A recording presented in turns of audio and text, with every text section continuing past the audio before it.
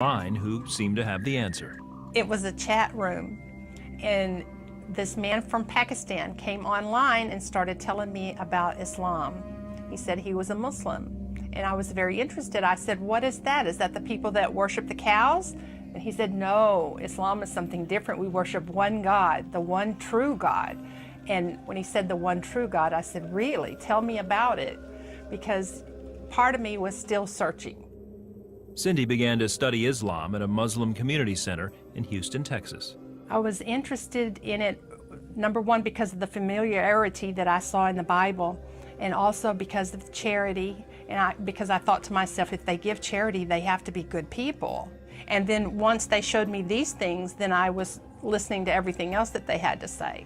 Within a month, she converted to Islam.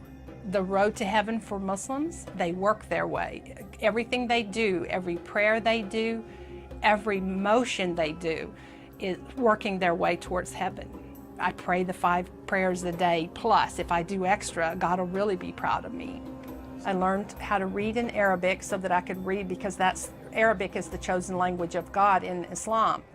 6 months later, Cindy married a Muslim man. The first week I wanted to cry because it was such a culture shock.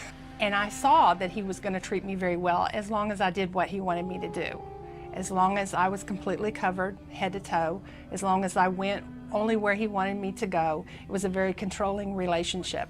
If I did anything that he didn't like, he would abuse me in one form or another.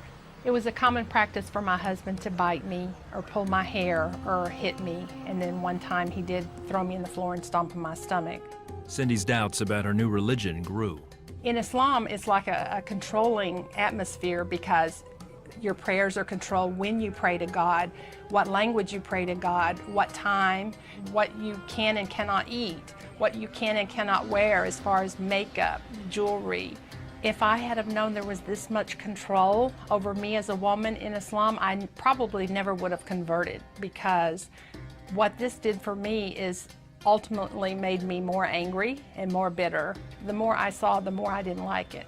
They say there's no compulsion in religion. That's in the Quran. But what I saw in the Hadiths, which are the sayings and the teachings of Muhammad, he would have people killed or kill them himself if they rejected Islam.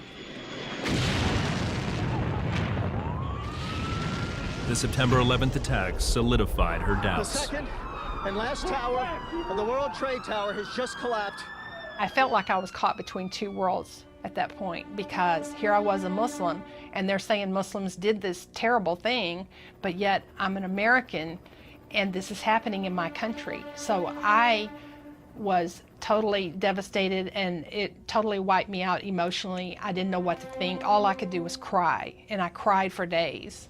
As her beliefs and her marriage crumbled, Cindy fell into a deep depression.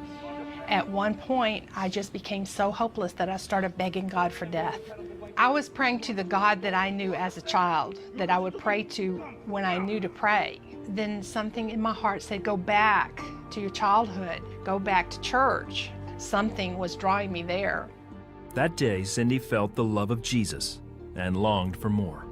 The Sunday school teacher emailed me, and I started reading the Bible, and she would tell me where to read, and I started praying and asking God, show me if this is real or if Islam is real. I don't know what's real right now, but I want your truth. And I was begging for the truth. That's all I wanted. I started to believe that Jesus was the Son of God, and that he came here to die for my sins, and I couldn't stop praising and worshiping him. Cindy renounced Islam and accepted Jesus Christ. She and her husband eventually divorced. Now, through her relationship with Jesus, Cindy says she found truth, love, and eternal life. The love that I feel for him is just a fraction of what I know that he has for me. God put such a love in my heart for Muslims. Now I want to teach them about the love of Christ that can change their life like it has mine. We can't work our way to heaven. It's by grace that we're saved through faith. There's nothing that I could do ever good enough to earn that.